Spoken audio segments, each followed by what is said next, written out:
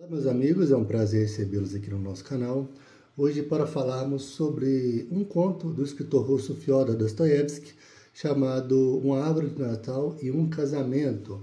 Um conto publicado em 1848, pertencente à fase inicial da carreira do escritor, também chamado por alguns como fase pré-siberiana, né?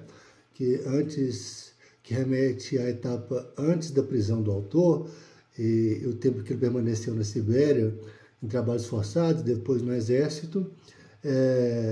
Não é a etapa onde o autor ainda havia alcançado a sua maturidade, lembrando que as grandes obras de Dostoiévski são a partir de 1859, né, quando ele recobra seus direitos civis e retorna da baixa do serviço militar, né, retorna à sua vida civil, e vai se dedicar à literatura, ao jornalismo, à crítica, e é quando ele produz os seus grandes romances, né, as suas obras mais conhecidas e mais importantes. Bem, esse é um conto que tem apenas 10 páginas, uma diagramação bastante tranquila, vou mostrar para vocês aqui. Uma diagramação relativamente folgada. Esse conto aqui está nesse livro Dostoiévski, Noites Brancas e Outras Histórias, da editora La Fonte. A tradução é da Luisa Facincani. Luisa Facincani, correto? Um livro que eu adquiri recentemente, né? Então tem Noites Brancas, tem também Memórias do Subsolo e algumas histórias mais curtas, né? Alguns contos do autor, principalmente da primeira fase da sua carreira. Mas, enfim, Uma Árvore de Natal e um Casamento, ele é ambientado numa festa de final de ano, próximo ao Ano Novo, na véspera do Ano Novo, onde tem até a árvore de Natal que ainda se encontra montada e ocorre na casa de um indivíduo que aparentemente ele é bem de situação, né? Que teria boas relações e bons recursos econômicos. E nessa festa está o autor, que é em primeira pessoa, né, o narrador, na verdade, em primeira pessoa, que não se identifica, e ele vai descrever o que ele observou durante essa festa. Ele havia chegado meio que de paraquedas e não tinha muito boas relações ou profundas relações com o anfitrião, mas nessa festa haviam pessoas de diversos níveis sociais, né, famílias de diversos níveis sociais, e haviam crianças, por óbvio, mais ricas e mais pobres. E a árvore de Natal estava cheia de presentes e etc. As crianças estavam lá abrindo presentes, né, e brincando, quando ocorre uma briga entre essas crianças e uma menina tímida, com um olhar vivo, né, mais amedrontada, dotada de uma beleza promissora, ela foge assustada para a sala, né? E quando ela entra, os convivas, eles comentam entre eles: olha, essa menininha aí, que aparentemente tinha por volta de 11 anos de idade, né? Olha, essa menina, ela já tem um dote de 11.000 rublos previstos para o futuro pretendente. É um pretendente que ainda não existia. E eles comentando essas coisas entre eles, né? Inclusive o pai dessa menina era muito adulado, porque era um empreiteiro rico, né? E geralmente os ricos são adulados, né? Um dos participantes dessa festa, chamado Yulian Mastakovich, ele escuta essa conversa, né? Que essa menininha de 11 anos, ela já tinha esse dote, que era um dinheiro considerável. E ele aproveita para escapar dessa sala onde estão, né, os adultos estão conversando, e entra numa sala ao lado, onde se encontra o nosso narrador, que ele está sentado, entediado na festa, né, fingindo que está se divertindo.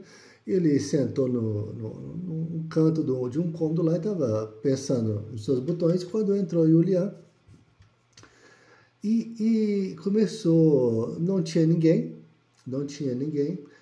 e ele não viu ninguém, né? Havia o narrador, e ele começou a pensar alto, dizendo: 300.000 rublos, a juros, tal, dentro de 5 anos, 400.000, talvez 500.000, coisas nesse sentido, fazendo cálculos né, visivelmente sobre o dote dessa mocinha. E quando ele olha lá para o outro canto, estão na sala também, né? Ele se equivoca, estão na sala também essa menina que havia chegado e um rapazinho, a criança mais pobre da festa. Os dois estavam lá distraídos, brincando, né, com a boneca e com os presentes. E o Leão olha as crianças e vai até elas, né? E começa a conversar com essa menina, puxar assunto com ela, dar um beijo na cabeça dela. E começa a assediar ela, né, descaradamente, dizendo que ela é muito bonita e que quando ele fosse visitar os pais delas, se ela o amaria também, coisa nesse sentido. A outra criança fica assustada, tenta defendê-la, mas esse Julian praticamente é a enxota da sala, né? E uma descrição bastante pesada, bastante asquerosa, porque muito embora não fale a idade desse Julian, né, ele já era um homem velho, né? E o nosso narrador observando aquela situação em silêncio, até que tem uma intercorrência lá e ele deixa a sala, né? Deixa a criança, né? Finge que nada está acontecendo e volta à convivência dos adultos. Mas muito depois de assediar a menina lá descaradamente, a criança de 11 anos, né? Bem que o amiguinho dela, a criança mais pobre da festa, que tinha ganhado o pior presente de todos, tentou defendê-la, mas não pôde opor resistência frente ao marmanjo, né? Mas o fato é que, anos depois, o nosso narrador caminhando pelas ruas, ele passa de frente a uma igreja e está ocorrendo uma espécie de um evento, um casamento, na verdade, né? Porque as pessoas estão bem vestidas, tem dezenas de carruagens, né? Um evento bastante grande, e ele abre caminho entre as pessoas e as pessoas dizem, né, olha, a noiva está chegando, e ele observa uma menina bastante jovem, bastante bonita, né, de uma beleza singular, mas muito nova ainda, né, e com os olhos vermelhos, muito provavelmente porque havia chorado bastante, né, e com um semblante bastante depressivo.